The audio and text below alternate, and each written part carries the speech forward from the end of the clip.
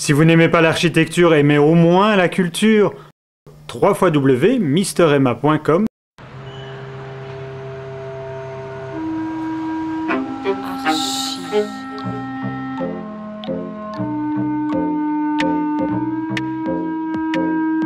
Bonjour et bienvenue dans Archi Urbain, l'émission qui vous parle d'architecture et d'urbanisme.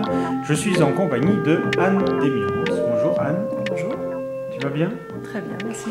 Nous sommes au bureau d'architecture, Architecture Anne Desmiance, qui se trouve à Montreuil. Oui, absolument. Près de Paris. Tout à fait. Alors justement, près de Paris, on va parler d'un de tes nouveaux projets, une tour. C'est étonnant à Paris, une tour, parce que tout est haussmannien. À part la tour Montparnasse, on a l'impression, bien évidemment, à part la Défense aussi, mais on a l'impression que c'est un sujet un peu sensible à Paris. Et aujourd'hui, il y a quoi? Il y a des verrous qui se sont ouverts et on peut commencer à parler de tours. Oui, je crois que tu as raison. Ce verrou a commencé à être levé ou déverrouillé en 2007, Oui. notamment à l'initiative de la ville de Paris, qui a lancé un travail sur les hauteurs et qui a invité une dizaine d'architectes à réfléchir sur 3 sites différents à Paris et à chaque fois sur 3 sites aux portes de Paris. D'accord. Puisque l'objectif était de considérer que Paris, dans sa formation, était très homogène. Le problème étant de penser l'extension de Paris en intégrant la première couronne. C'est quoi la première couronne pour ceux qui n'est pas parisiens? La première couronne, c'est ce qui est tout de suite au-delà du périphérique et qui crée jusqu'à présent une sorte de ceinture verte qui était, comme son nom l'indique, alternativement constituée d'espaces verts et de construction plutôt de logements et de quelques équipements sportifs. Mais au-delà de la première couronne et dans la première couronne, il s'agit maintenant de penser un peu une expansion de Paris et la problématique est de penser l'expansion de Paris non pas dans une expansion diffuse et homogène, mais de retrouver les caractéristiques qui font toute la qualité de Paris dans son constituante de la qualité de ses services, de sa mixité, de sa proximité et de la qualité de ses dessertes. Donc, à travers sur un projet qui se trouve entre le boulevard périphérique et le boulevard Masséna, qui est une sorte de desserte intérieure. On est où? On est pour situer dans Paris, on est plutôt dans le sud-est, le sud-est de Paris, en face de la porte de Bercy, qui est un grand échangeur parisien. Donc on est de l'autre côté de la Seine. Et sur ce terrain qui est actuellement en friche. Qui est un assez grand terrain. Un assez grand terrain puisqu'il fait 120 000 m². Oui, d'accord. Il s'agit donc à l'heure actuelle qui est plutôt une friche urbaine. La ville de Paris a souhaité lui redonner une sorte d'élan. Notamment, on avait comme commande de réfléchir sur 120 000 m² à la construction de 450 000 m² de bureaux et de logements et de commerces pour créer une problématique où la hauteur serait issue de cette façon de rebattre les cartes sur comment penser un nouvel urbanisme aux portes de Paris. Si tu veux bien, je vais appeler ton projet qui s'appelle TO210. C'est une étoile. Je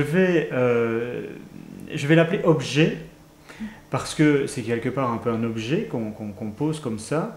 Mais je vais tout de suite dire quelque chose parce que je trouve qu'un objet, c'est quelque chose pour moi de péjoratif chez un architecte. Et je vais tout de suite ajouter pas mal d'adjectifs positifs autour parce que justement, je pense que tu as posé cet objet en imaginant tout le quartier, tous les alentours et sa circulation également, verticale, horizontale. Oui, c'est vrai. Cette réflexion est chercher à ne pas offrir un objet solitaire, mais qui était issu de cette réflexion sur une densité horizontale. Et la verticalité serait directement reliée à cette densité horizontale. Une autre caractéristique du site est d'être sur le bord de la Seine. Or, tous les bâtiments importants de Paris se sont posés comme ça au bord de la Seine. Et j'ai simplement essayé de trouver une sorte de filiation ou de continuité historique avec la construction de Paris, qui avait un axe est-ouest, donc le fleuve, donc déplacement fluvial des commerçants, et puis qui croisait un axe nord-sud, qui était la rue Saint-Jacques et la rue Saint-Michel, perpendiculaire à la Seine. Donc c'est cette perpendicularité que j'ai, utilisée à travers le dispositif urbain, et qui, à l'approche de la Seine, se verticalise pour mettre en valeur la force de ce site, qui est d'être comme ça près du fleuve. Le deuxième verrou que tu as fait sauter, c'est également justement ce schéma haussmannien des rues droites avec les maisons qui sont à fond de rue, etc. Ici, on a cassé un peu ce cheminement. Et on a cassé également cette liaison entre la ville et la voiture. On est ici dans une autre vision de la ville, en fait, une vision plus moderne de la ville. Oui, là effectivement, c'est une des caractéristiques importantes de ma proposition. C'est d'effectivement essayer de créer non pas la ville à partir des tracés des rues, c'est pas la DDE qui va définir la ville, c'est l'idée qu'on reprend en main la maîtrise en fait, de la densité, en recréant une sorte de densité par quartier qui serait librement disposée sur une densité végétale libérée par ces densités horizontales qui ponctuellement deviennent verticales, donc qui génèrent des espaces publics. Il y a une grande question, je trouve, en France, en Belgique, justement sur la viabilité de ces tours mixtes, et j'ai l'impression que tu y as répondu avec les idées de nos jours, ces deux tours qui sont de fonctions distinctes, mais qui sont reliées justement par des passerelles qui sont des jardins, mais également des services, des commerces, etc. Oui, parce qu'il s'agit à la fois de faire rencontrer le monde du travail et le monde des logements, qui, selon les plages horaires, peuvent utiliser des services selon différents moments de la journée, et qui pourraient comme ça, donc, des populations qui ne travaillent pas forcément pour rencontrer des populations qui travaillent. Et c'est l'idée de mutualiser en fait, des espaces en hauteur avec une vue remarquable sur Paris, donc, ce qui est quand même assez rare. Et d'autre part, c'est vrai que ces tours-là, dans la réponse que j'en ai faite, sont des réponses quand même très françaises, puisque c'est une réponse simple et rationnelle liée en réponse aux contraintes réglementaires, tout simplement pompiers et de sécurité, qui, si on ne sépare pas les fonctions verticalement, on se trouve à avoir des tours, comme on les voit parfois à la Défense, qui sont des tours très importantes et qui ne peuvent pas répondre, à mon avis, à des problématiques d'extension du tissu parisien par rapport à la première couronne. Tu as également pensé la circulation des services et des gens au niveau du rez-de-chaussée. On n'a pas un rez-de-chaussée aveugle, on a un rez-de-chaussée utile avec des commerces et qui relie également ces deux tours avec le périph' qui est juste à côté et donc le quartier et le reste de la ville qui se poursuit derrière le périph'. Oui, une des réponses que j'ai proposées, c'est d'avoir un ancrage directement sur la rue, c'est-à-dire qu'on rentre dans la tour comme on rentrait sur un autre immeuble, dans un immeuble, disons, plus traditionnel.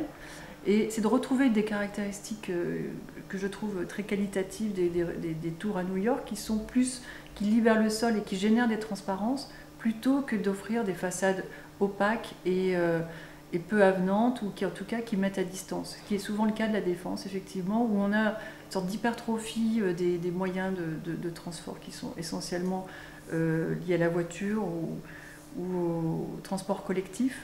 Est-ce que tu crois que le périph' juste à côté, c'est une nuisance pour le terrain ? Pour l'heure, en fait, effectivement, c'est pour ça que moi j'ai plutôt implanté les bureaux côté périph', pour se protéger les logements qui seraient plutôt côté Paris. Pour l'heure, c'est encore une nuisance, mais d'ici 10-15 ans, à mon avis, la voiture ne sera plus la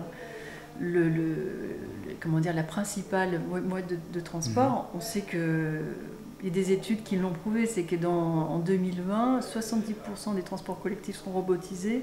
On est en train de complètement évoluer les moyens de se déplacer. Et il faut aller vraiment dans ce sens. Ça y est, tu t'es mis au Vélib. Non, mais c'est vrai que dans le projet, on a créé différentes stations de Vélib. On a proposé une station de tramway supplémentaire qui n'est absolument pas une ineptie par rapport au dispositif possible. Et il y a la Seine aussi. Il y a la Seine, absolument, qui est un point d'arrivée très intéressant, avec le Voguéo qui a été lancé, je crois, en juin 2008, a déjà un très fort succès auprès des Parisiens, et tous ceux qui l'utilisent en sont très satisfaits. Donc là, ce serait une façon de proposer sur ce site un accès assez ludique.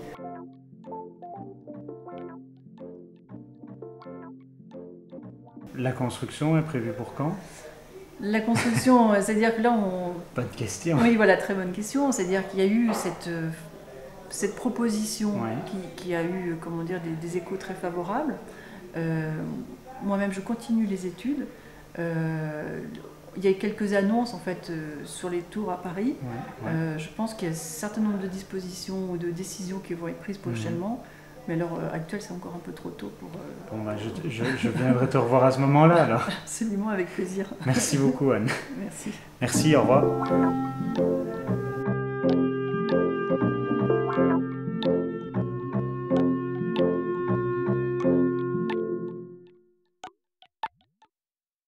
Vous en voulez encore? Surfez sur le guide de l'habitat sur Internet, www.archiurbain.be.